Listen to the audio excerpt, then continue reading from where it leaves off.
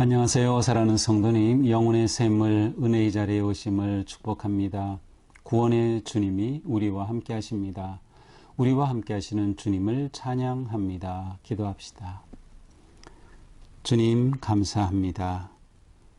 언제나 우리를 사랑으로 품어주시고 인도하시고 또 기다려주시는 주님, 또 이렇게 주님의 귀한 말씀으로 찾아오시고 새롭게 하여 주시는 주님 감사합니다.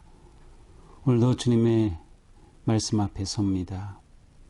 주님의 생명의 말씀으로 우리의 삶이 새로워지게 하시고 변화되게 하시고 견고하게 하나님 앞에 서는 믿음의 삶 살아갈 수 있도록 인도하여 주시옵소서.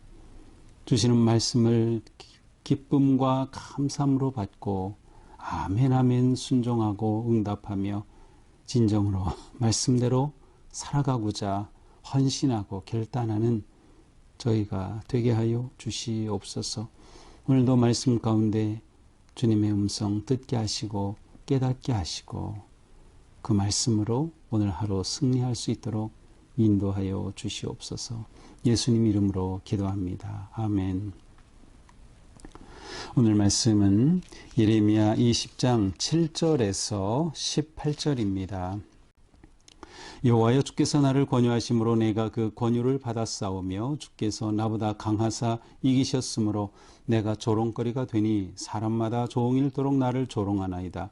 내가 말할 때마다 외치며 파멸과 멸망을 선포함으로 여호와의 말씀으로 말미암아 내가 종일토록 치욕과 모욕거리가 됨이니이다. 내가 다시는 여호와를 선포하지 아니하며 그의 이름으로 말하지 아니하리라 하면 나의 마음이 불붙는 것 같아서 골수에 사무치니 답답하여 견딜 수 없나이다. 나는 무리의 비방과 사방이 두려워함을 들었나이다. 그들이 이르기를 고소하라, 우리도 고소하리라 하오며 내 친한 벗도 다 내가 실족하기를 기다리며 그가 혹시 유혹을 받게 되면 우리가 그를 이겨 우리 원수를 갚자 하나이다. 그러하오나 여호와는 두려운 용사 같으시며 나와 함께 하심으로 나를 박해하는 자들이 넘어지고 이기지 못할 것이오며 그들은 지혜롭게 행하지 못함으로 큰 치욕을 당하오리니 그 치욕은 길이 잊지 못할 것이니이다. 의인을 시험하사 그 배부와 심장을 보시는 만군의 여호와여, 나의 사정을 주께 아뢰었사온즉 주께서 그들에게 보복하심을 나에게 보게 하옵소서. 여호와께 노래하라, 너희는 여호와를 찬양하라. 가난한 자의 생명을 행악자의 손에서 권하셨음이니라.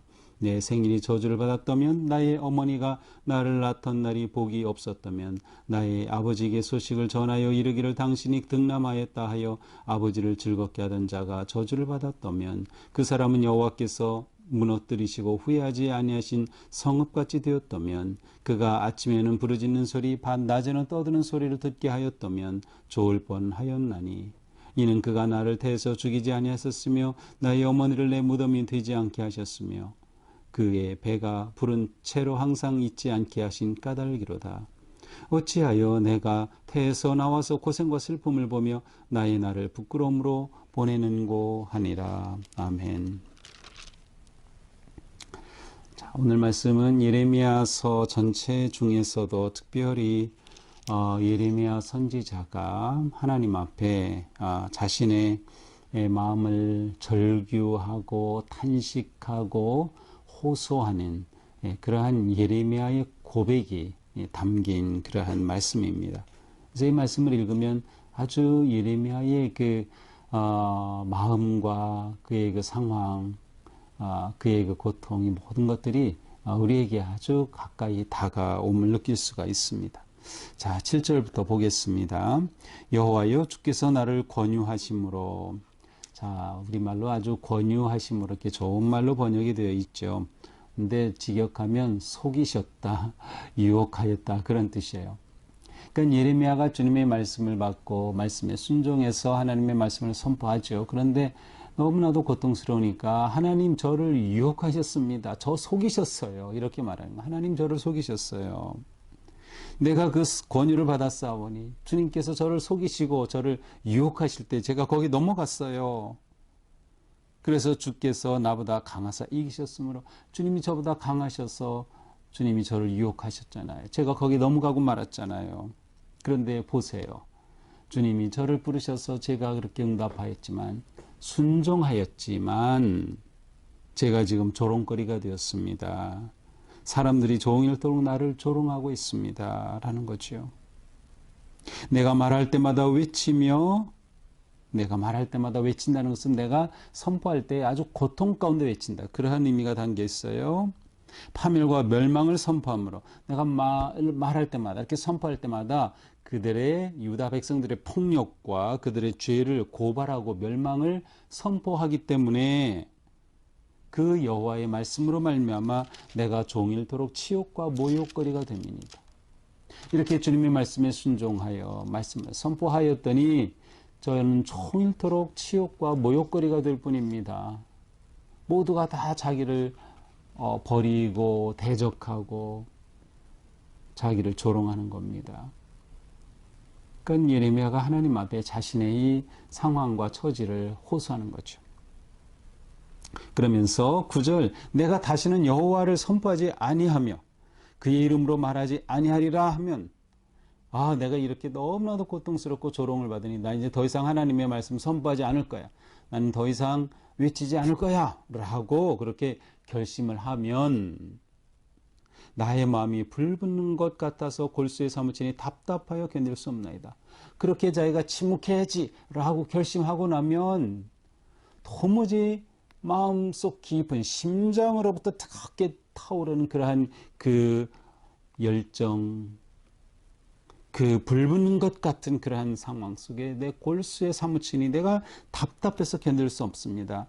견디다 못해서 제가 주님께 또 항복합니다. 그런 뜻이에요.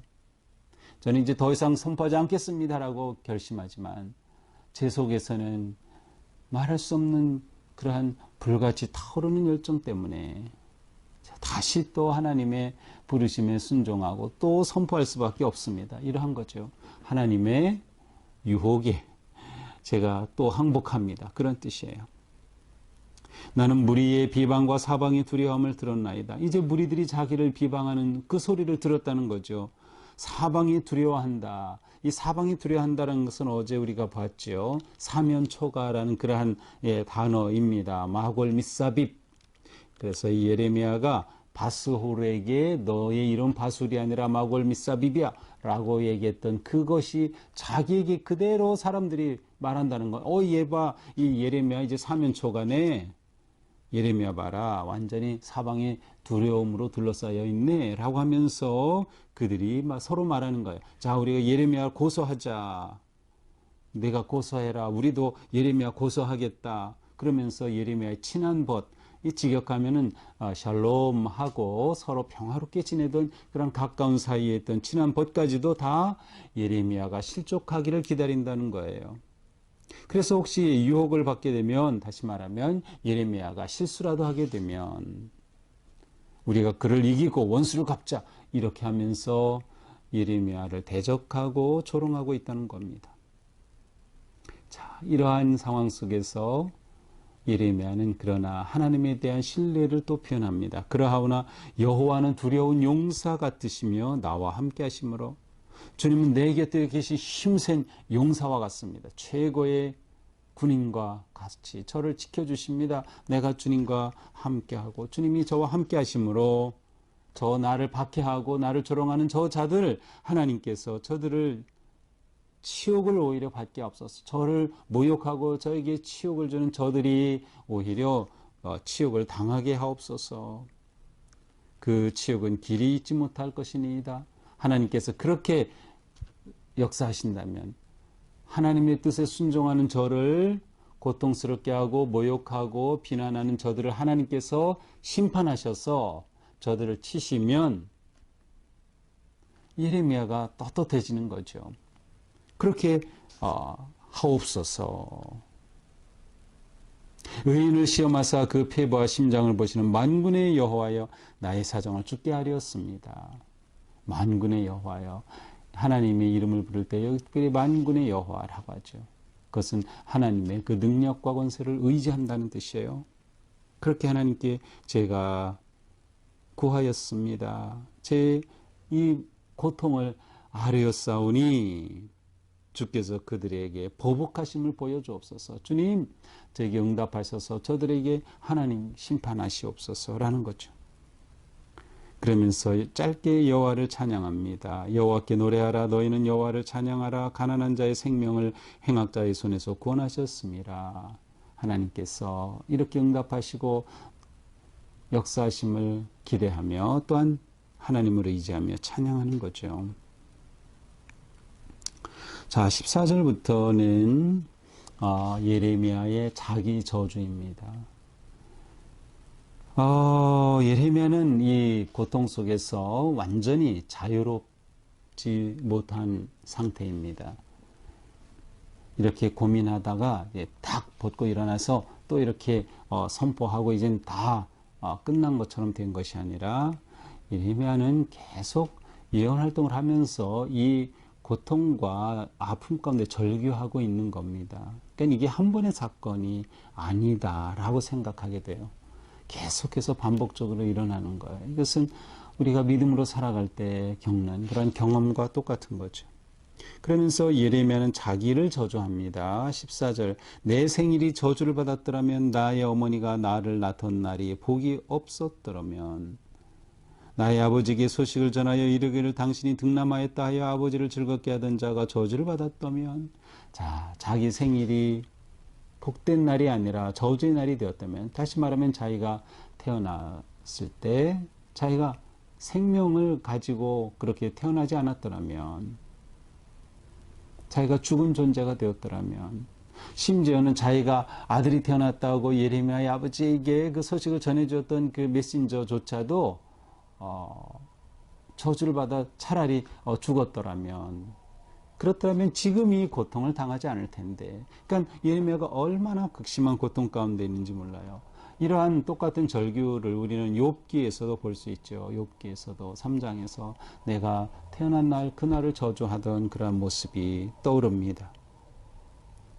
그러면서 그가 나를 태에서 죽이지 아니하셨으면, 하나님께서 자기를 태에서 죽이지 않고 태어나게 하시고 생명이 있게 하셔서 이렇게 지금 나에게 고통스러운 일이 있게 하시는구나 라는 것을 한탄하는 것이죠. 심지어 그가 나를 태에서 죽이지 아니하셨으며 나의 어머니를 내 무덤이 되지 않게 하셨으며, 내 어머니가 무덤이 된다 무슨 뜻이에요? 자기가 태어나기 전에 아니면 어머니 태에서 그냥 죽어버린 거예요. 그러니 어머니도 그렇게 되면 옛날에는 길이 없죠. 그냥 죽게 되죠. 그래서 어머니가 자기 무덤이 되고 이러한 아주 끔찍한 생각까지 하는 거예요. 너무나도 고통스럽기 때문에. 그래서 예레미야는 하나님 앞에 이렇게 호소하는 거죠. 어찌하여 내가 태에서 나와서 고생과 슬픔을 보며 나의 날을 부끄러움으로 보내는고 하니라. 어떻게 내가 이렇게 살아 있어 가지고 이 고통스럽고 수치스러운 경험을, 이러한 일을 하게 되는가라고 호소하고 있습니다. 자, 오늘 말씀을 이렇게 쭉 보면서 여기에는 정말 예레미야의 애타는 마음이 그대로 담겨 있습니다. 우선 우리는 여기서 예레미야가 소명의 사람이라는 점을 기억해야 합니다. 하나님의 부르심을 받아서 하나님의 말씀을 선포하는 예언자의 소명을 받은 사람, 사명이 있는 사람이죠. 자, 사명이 있는 사람인데 이 예레미야가 사명자가 된 것은 하나님의 부르심에 순종했기 때문이죠. 우리도 마찬가지죠. 하나님의 부르심에 아멘 함으로써 우리는 하나님의 자녀가 되고 그리스도인으로서 예수님의 제자로서 사명자가 됐어요. 그러면 우리가 이렇게 하나님의 뜻에 순종하게 되면 사명자가 되어, 사명자의 핵심은 뭐예요? 하나님의 뜻을 이루는 거죠. 하나님께서 나에게 주신 그 뜻을 이루어가는, 이렇게 사명에 순종하면 어떻게 돼야 돼요? 행복하고 즐겁고 좋고 거룩한 일들이 일어나야 되지 않겠어요? 삶이 변화되고 교회가 성장하고 우리의 관계가 회복이 되고. 그런데 예레미야는 고민하고 고통하는 거예요. 순종의 열매가 치욕과 모욕일 때, 이때 너무나도 고통스러운 거죠. 순종의 열매가 지옥과 모욕일 때, 우리도 하나님의 뜻이라고 확신하고 하나님이 주신 말씀에 순종하며 사는데, 그렇게 순종하고 살 때에 우리의 삶이 오히려 수치당하고 문제와 고통과 역경, 어려움에 빠지게 될 때, 우리는 예레미야와 같은 심정을 가지게 됩니다. 하나님, 정말 나를 이렇게 유혹하셔서 나를 이 고통 가운데로 몰아가신다는 말인가? 내가 차라리 태어나지 않았더라면 할 정도로 그렇게 고통 가운데 외치는 것이죠. 그럼에도 불구하고 예레미야에게 있어서 중요한 것은 그 속에 불타는 열정이 있었어요. 하나님의 말씀을 선포하는 사명에 대한 열정이죠. 그 속에는 불붙는 그러한 사명이 있었어요. 교회의 역사는 이렇게 마음이 불붙는 사람을 통해서 생명을 이어오고 있습니다. 지금도 교회는 마음이 불붙는 성도들로 인해서 살아가고 있는 것이고 역사하는 그러한 거룩한 주님의 교회가 되는 거죠. 하나님이 주신 사명, 아무리 고통스러워도 그것을 버리지 못하는, 버릴 수 없는 뜨거운 열정이 타오르는 그러한 성도, 그러한 사명자, 바로 그것이 우리의 모습이 되어야 할 것입니다. 소명의 사람은 하나님의 유혹에 넘어갔지만 그 유혹은 너무나도 거룩하고 놀라운 유혹이에요. 세상의 유혹에 넘어가면 그것은 완전히 절망이지만 하나님의 유혹에 넘어간 것은 놀라운 사명과 사랑의 길을 걷게 되는 것이죠. 때때로 우리는 믿음으로 바르게 살려고 할 때 내가 제대로 예수님 믿어보자, 내가 신앙생활 바르게 하자 결심하고 나면 이상하게도 우리에게 고통이 오고 더 어려움이 올 때가 있어요. 이게 도대체 무슨 일일까? 그런 때가 우리에게 너무나도 많죠. 그런데 그런 때 바로 우리는 이 예레미야의 마음을 이해할 수 있을 것 같아요. 그리고 예레미야와 같은 그러한 절규를 하지만 그러나 우리는 그 속에 결국 하나님에 대한 신뢰의 마음을 가지게 되는 거죠. 하나님이 나와 함께 하심으로 용사와 같은 하나님의 능력의 손으로 나를 잡아주신다. 그러니까 우리가 신앙생활하면서 내적 갈등과 이러한 아픔을 겪는 것은 자연스러운 일이기도 하고 어쩌면 당연한 일이기도 합니다. 그러나 이러한 때에 우리는 하나님 앞에 가지고 나가면 돼요. 예레미야처럼 주님 앞에 불평할 수도 있고 주님 앞에 절규할 수도 있고 주님 앞에 이렇게 한탄할 수도 있어요. 하나님 앞에 다 가지고 나가는 것이죠. 그것이 중요해요. 하나님 앞에 가지고 나갈 때 우리는 하나님께서 우리에게 심어주신 그 불타는 그러한 열정, 하나님의 뜻, 사명, 소명을 향한 그 열정이 살아있어서 결국 우리는 하나님 앞에 순종할 수밖에 없는, 그리고 그 순종이 후회가 아니라 기쁨이고 영광이 되는 그러한 삶을 살게 될 것입니다. 십자가의 길은 좁은 길입니다. 우리는 이것을 기억해야 합니다. 신앙생활하다 어려움이 온다고 해서 쉽게 믿음을 포기하는 것은 어리석은 일입니다. 우리는 어떤 상황 속에서도 믿음의 길, 십자가의 길을 포기하지 말고 또 이 십자가의 길은 좁은 길이라는 것을 알고 고난이 오면 올 게 왔구나. 하지만 나는 하나님 안에 있다. 내가 하나님과 함께하는 한 하나님께서 나를 지키시고 보호하여 주신다라는 것을 확실하게 믿고 그 믿음으로 모든 위기와 역경을 이겨내는 것이죠. 또한 우리는 나 혼자만이 그런 것이 아니라 서로가 이러한 상황 속에서 격려해주고 서로를 위해 기도해주고 서로를 위로해주고 서로를 잡아주면서 그렇게 함께 성장하고 함께 승리하는 그러한 복된 우리의 삶이 되어야 할 것입니다. 오늘도 우리의 삶, 어떤 위기와 고난과 역경 가운데 있든지 결코 포기하지 말고 절망하지 말고 내 속에 하나님께서 심겨주신 그 사랑의 뜨거운 열정, 하나님을 사랑하고 이웃을 사랑하는 그런 뜨거운 열정으로 오늘 하루도 힘차게 헌신의 삶, 순종의 삶 살아가는 우리 모두가 되기를 축복합니다. 기도합시다. 주님, 예레미야는 말할 수 없는 고통과 수치와 모욕과 어려움 속에서 하나님께서 자기에게 주신 그 사명을 붙잡고 고민하고 고통 가운데 주님 앞에 울부짖었습니다.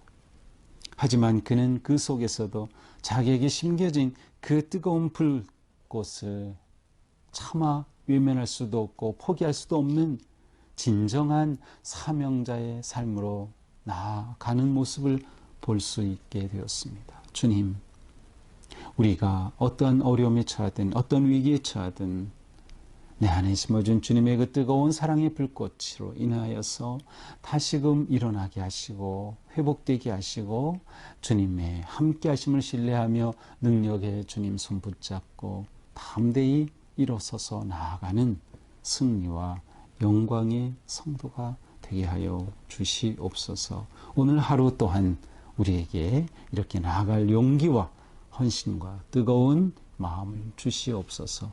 예수님 이름으로 기도합니다. 아멘. 네, 오늘도 주님의 그 사랑 안에서 마음에 불붙는 그 즐거운 열정으로 오늘 하루 승리하기를 축복합니다. 사랑합니다.